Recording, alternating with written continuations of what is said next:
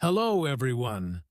Welcome to another exciting session here at Explore English Online, where we dive deep into practical ways to help you become confident in English. Whether you're a beginner, intermediate, or an advanced learner, this session is for you. I'm your host, John Mitchell, and today we're talking about something I know all of you want: fluency. So, settle in, get comfortable, and let's start exploring the journey toward fluent English. Today's session is called Tips and Tricks for English Fluency. And let me tell you, we're going to break down exactly what fluency means, how you can reach it faster, and some of the most effective techniques I've used and seen others use to master English. And this won't just be abstract advice. I'm going to give you specific, step-by-step examples that you can apply immediately. Understanding what English fluency really means. Before we get into tips and tricks, let's spend a moment talking about what fluency really means. You might think it's just about speaking smoothly, but fluency is much deeper.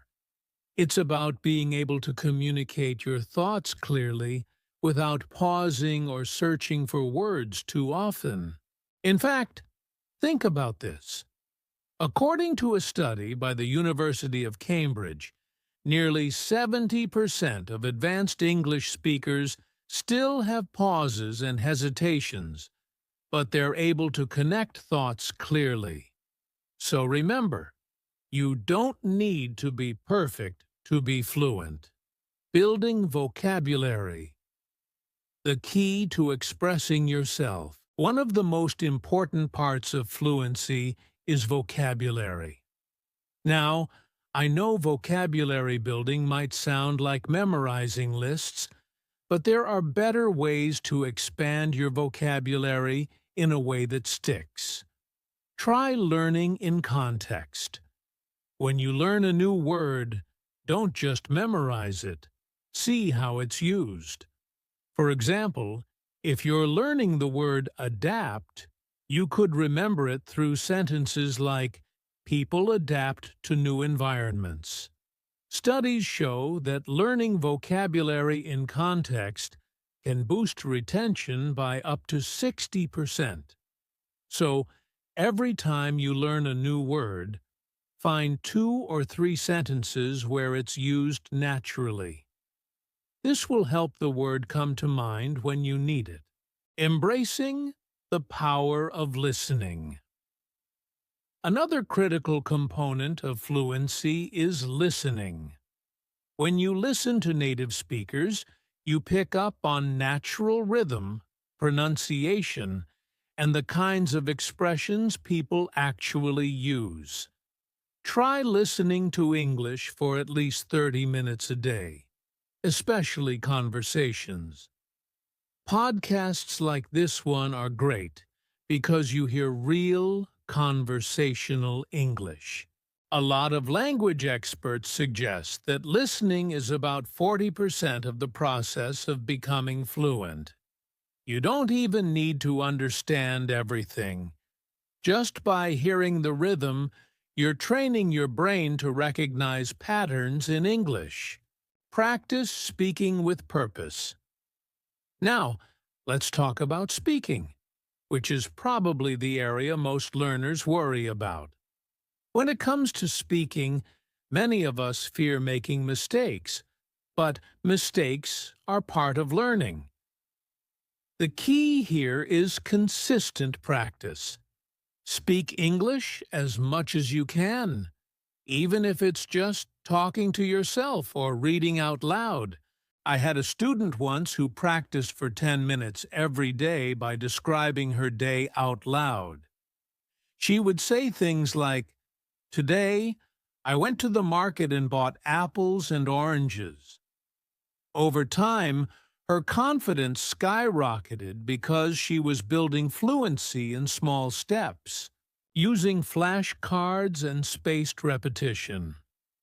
Another powerful technique is using flashcards with spaced repetition, which helps your brain store information in long-term memory. Let's say you have 20 new vocabulary words. Rather than cramming them all at once, review them in spaced intervals. On day 1, then after 2 days, after 5 days, and so on.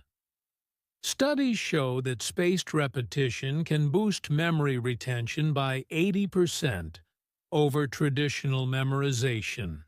Recording yourself for improvement. A great way to see your progress is by recording yourself speaking. This might feel awkward at first, but trust me, it's worth it. Record a short paragraph about your day and listen to it. Note the areas you can improve. Maybe your pronunciation needs work, or maybe you're hesitating on certain words. By listening to your own voice, you'll get a clearer picture of your progress and areas to work on.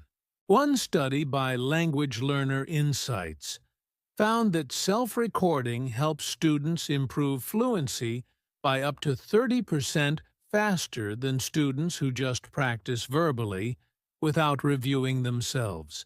Immersing yourself in English culture. Immersion doesn't mean moving to an English-speaking country. You can create immersion right where you are. Change your phone and social media to English. Watch TV shows or read news articles in English. The more you surround yourself with English, the more natural it will feel to use the language in your daily life. Think of it this way. The average person in an English-speaking country encounters over 3,000 English words a day. By switching your media to English, you can get a similar level of exposure, practicing with friends or online language partners. Practicing with a partner can help build fluency. When you speak with someone else, you're challenged to think quickly and respond naturally. If you don't have anyone to practice with in person, there are many language exchange apps that connect you with people around the world who want to practice English. Let me give you an example. One of my students, Maria, was nervous about speaking English, but she joined an online language exchange and found a partner in Australia. Within months, her fluency improved because she had real conversations every week. Language exchange is a fantastic way to make fluency progress. Setting measurable goals.